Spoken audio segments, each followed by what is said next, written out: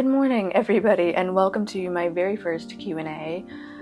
This has been long awaited, and many of you have submitted questions over the past couple of weeks and even months because you've polled that you'd like to get to know me more.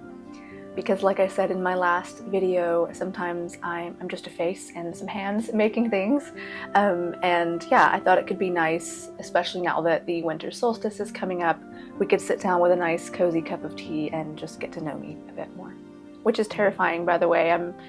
As a Leo, you'd think it would be easy for me to talk about myself, but it isn't. Not in these sorts of situations, but I'm gonna give it my best shot. For anyone who has maybe found this video by accident and you have no idea what I'm talking about, I just thought I could reintroduce myself. My name is Kelly and I run this channel, The Hearth Fairy, and have done so for the past almost 5 years now. I make videos related to all manner of hearthcraft, anything from sewing and crafting herbal remedies to foraging, drawing, painting, but mostly I love to highlight the ebbs and flows of creativity during the changing seasons. So, if that seems interesting to you and you'd like to get to know me more, then keep watching. So I've written all of your questions right here in my notebook, so feel free to make yourself a nice cup of tea and let's just get started with the Q&A. Also want to add, I set up my winter altar space, which is just behind me here, and I thought I could, I filmed that, so I thought I could interlace some of that footage in with the Q&A so you're not just staring at my face for half an hour. You're welcome.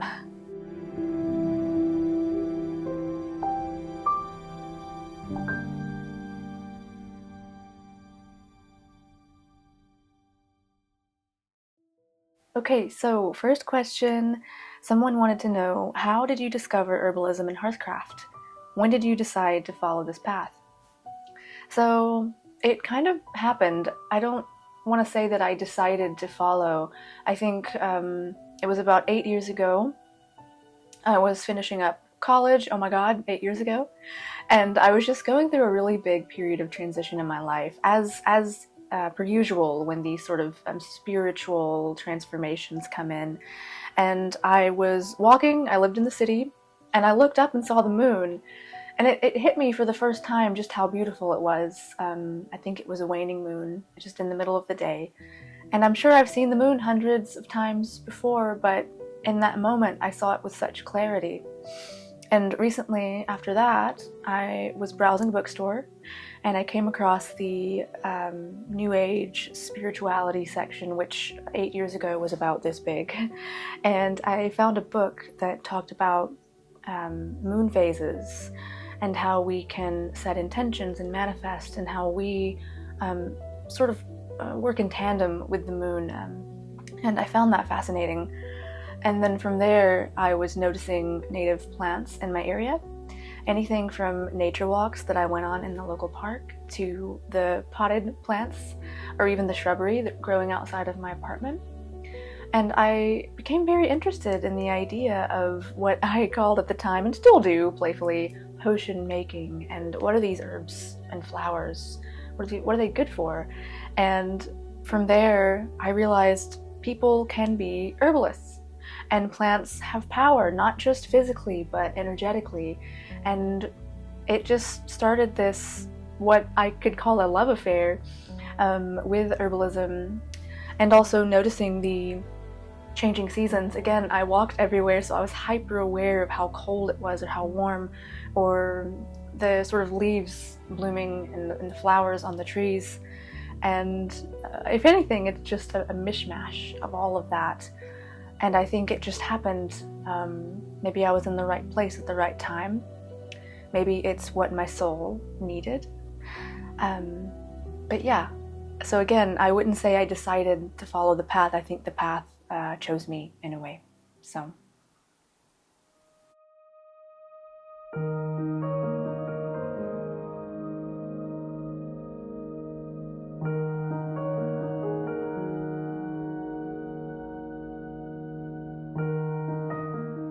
The next question is how to transition to a healthy and peaceful lifestyle after stressful city living, which is a great question because I did live in Atlanta for 8 years, and that is where this peaceful hearthcraft journey started for me. So I want to say that no matter where you live, even if you're still living in a city and you can't get away, it's not about moving out to the wilderness and just starting to live peacefully. I know you've probably heard this everywhere, but it's the truth. Your happiness is not defined by a location, and you can start right now. But if you want to know how I started, it was just as I said, I started noticing my immediate surroundings. I started noticing the local plants in my area. Simple, I know, but if you can't afford expensive herbs from some specialty shop, or if maybe you don't live in a natural area with a park, go to the supermarket and get chamomile tea, lemon balm tea, green tea, and just sit there and have that moment of calm, because you're taking in the plant's energy and medicine, and it's just a great simple way, I think, to start. Another thing that I'll do is I will pack a book into my purse to read on my lunch break, because believe it or not, my life is not an endless stream of beautiful days crafting herbal remedies. I have to work, and I work long shifts, especially on Thursday. So I will put a book into my bag. I get an hour lunch break, so usually I will read in my car. And if that is the only moment of peace and calm I get throughout the day, I'm fine with that. And of course, things like drinking more water, going for walks, eating healthy, but really it's just a culmination of all of these healthy habits working together and starting small. It's not a competition, it's not a brand or an aesthetic. It should be accessible to everyone, and hopefully you can start right now.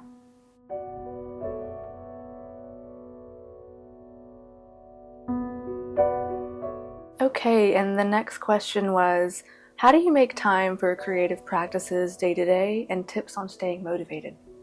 So, maybe a disappointing answer, but the truth is I don't. I do not make time for creativity every day because I physically cannot, but arguably, perhaps we shouldn't. I think sometimes it's important to put your projects and creativity on a shelf, even for a day or so.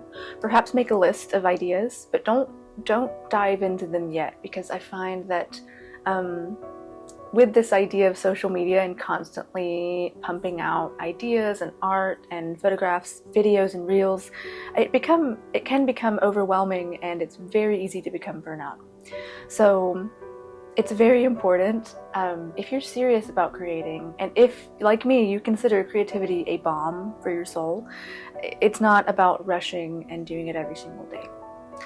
And again, I find that when I take a few days off, and maybe I just do the boring stuff, I do chores and errands, I go to work, when I have that one day where I can pull those creative projects off the back burner, that is when I feel freshly inspired. And again, you just kind of, it needs to marinate for a little while.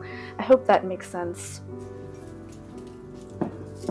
However, if I could give one tip for staying motivated creatively, it would be to start small, and again, look at that little list that you made and check off one thing on the list. So for example, I would like to start silk scarf painting again, and I've ordered my supplies, that's number one. I've unboxed the supplies, number two. But now I'm feeling so inspired with all of these different patterns and colors and ideas. But instead of diving in and getting overwhelmed or not having enough time, I am starting small by sketching out a black and white sketch in my sketchbook and starting there. I'm putting that away, I'm thinking about it for a while, and then I'm going to come back to it. And maybe that isn't the most sustainable way to create, but especially if you're creating, again, for your soul or to calm down after a stressful day, it's just so important not to put so much pressure on yourself to finish a big project right away. So start small.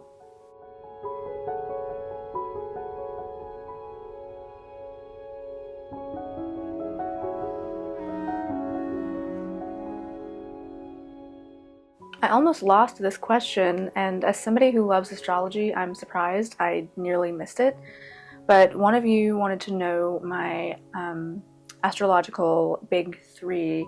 So if you can't guess, I am a Leo sun, an Aries rising, and a Capricorn moon. I sort of like to think of it like candy. So on the outside, I'm warm and bubbly and soft, and then on the inside, I am hard and icy. Yeah, not a great analogy, but it basically means that I am very driven by my creativity. I'm very passionate, but then deep down I need structure, I need organization, and sometimes it can inhibit my creativity. I am very tough on myself. But really, big three in astrology, that is just the tip of the iceberg. So if you're interested in that, that's my big three.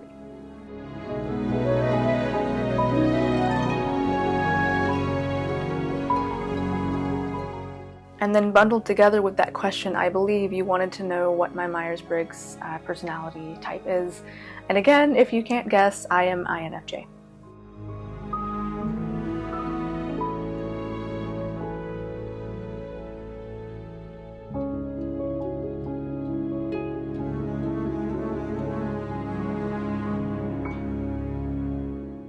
Someone asked about what future herbal crafts I might get up to, and I'm thinking I want to experiment more with herbal vinegars because vinegar does draw out certain vitamins and minerals from plants that alcohol cannot.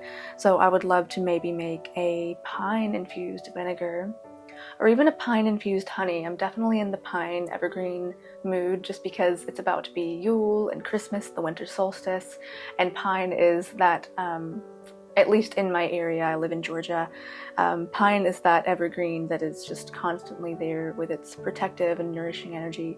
So in the near future, I'd like to work more with pine and maybe an herbal vinegar.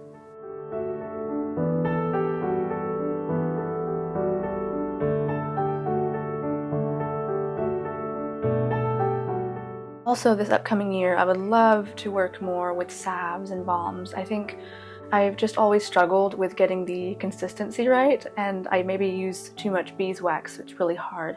And then I get distracted, I get lazy, and I don't go back and fix it. So this year I'd like to work more with a good salve recipe with some of the herbal oils that I've been crafting. So stay tuned for that.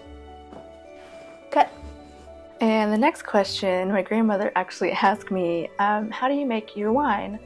Well, I will say, and she probably knows this, I am not a brewery expert. However, I can leave a recipe in the description for dandelion wine, which I've made in the past. And from there, I've sort of altered the recipe for whichever fruit or flowers I might be using. I do make wine casually with seasonal fruits and flowers that I can find. So I have some wild rose mead that I started back in May. I mean, the wild roses were just bursting and they were so abundant. So I have a bottle of that aging away, and then I have some elderflower wine. But yes, I will leave the original recipe that inspired me in the description. And then someone has an ancestry question for me. They've asked, am I of Celtic origin? And the answer is yes, probably, because my ancestors come mostly from Northern Europe. And fun fact about Ancestry, I grew up not knowing my heritage on my father's side, but then about 2 years ago now, my fraternal twin, he did a DNA test just to find out his heritage. And from there, we have been able to connect with my dad's side of the family, who I never knew existed and never knew it was possible for me to meet. So that has been a wonderful journey on its own, and I will tell you guys the story maybe one day when I'm more comfortable. But to loop back, we found out, at least with my brother's DNA, the percentages will be slightly different. It does vary between siblings. But he was 60% British English, because my grandmother is from Canada, and then her parents, I believe, are from England. And then the other, whopping 30% was just various Scandinavian countries, but that was the bulk of the findings. So as somebody who loves history, who loves folk practices, it's been really interesting to dive into my origin story. And soon enough, I'm going to have even more information on that. So yes, again, to answer your question, am I of Celtic origin? Probably, but there's also probably some Anglo-Saxon and Norman in there as well, as we've all mixed together over the past 1,000 years. I hope that answered your question.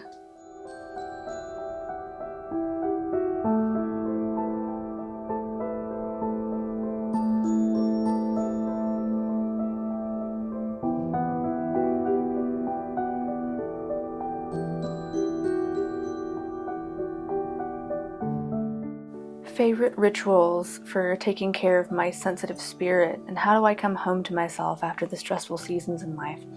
So I really love this question. I love all of these questions, but since my channel really encompasses what it feels like to be at home for me, I thought this was really, really relevant. And especially since I work with nature's seasons and cycles, it's really a big theme. So even looping back to the astrology question, you'll notice in my videos I talk a lot about the seasons and the cycles of life and death. Well, currently we've been in Sagittarius season, so that means the sun has been in my 8th house in Sagittarius, which means I'm very philosophical about the cycles of life, and something like this coming out of a stressful season, I think it's important to remember that that's what it is. It is a season, and it will not last forever.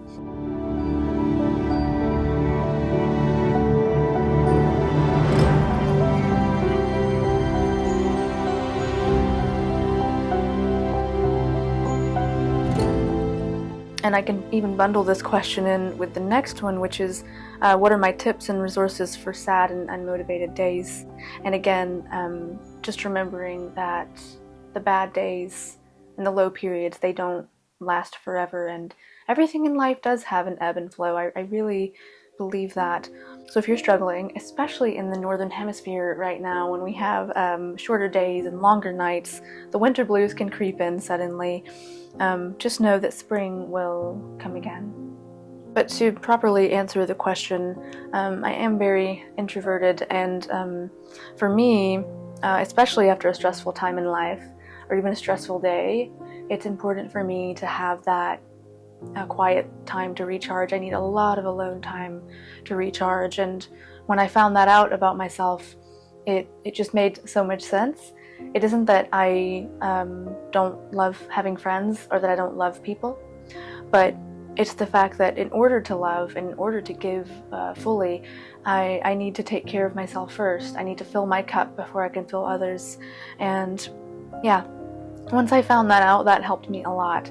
And how I recharge when I'm alone, well, it's all of the things that I share with you guys. It's crafting my herbal remedies. That is something I do when the hours just fall away and I feel like my soul is just in line with its purpose. Even if I don't know exactly where I'm going with it, even if sometimes it feels fruitless, the fact that I have that inner peace and knowing, and I just know I'm on the right track, that is a medicine unlike any other. And also going back to the idea of painting and drawing, when I take time to do a hobby just for me, and not even because I want to share it with social media or a YouTube video, maybe I'm making a gift for somebody, or again, I'm just revisiting something from my childhood that I forgot, connecting with my inner child. These are all ways that I can heal after a stressful time and come home to myself. It's going to be different with everybody depending on what you're passionate about, but I would say look, again, speaking of astrology, go and look at your sun sign. That's really where your passion is, or look at your 5th house and look at that if you're trying to infuse some brightness and some light into your life.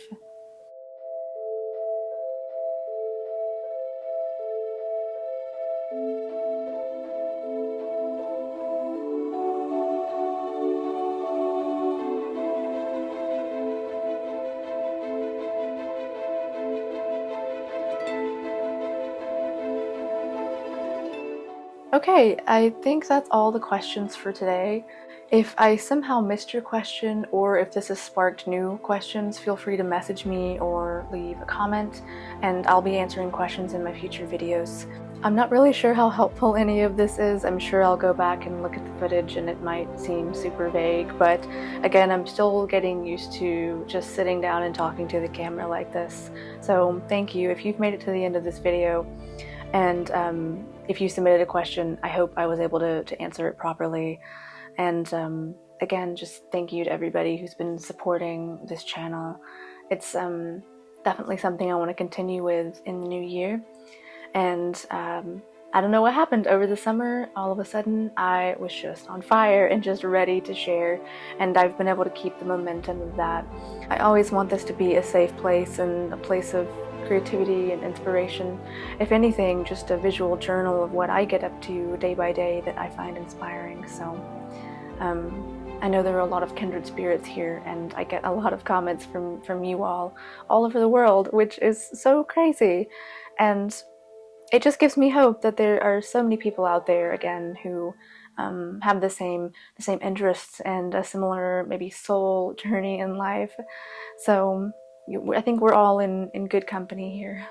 I know that this time of year can be actually quite difficult for a lot of people, but I want to say, wherever you are, if you are celebrating the holidays with family, I hope you have a safe and happy time. If it's just you right now, maybe you can use some of the tips I shared today. Maybe work on a hobby, go for a walk, or drink that cup of tea, and just be with yourself, and know that everything has its season. So let's celebrate this one. And again, thank you for watching, and I'll talk to you very soon. Goodbye.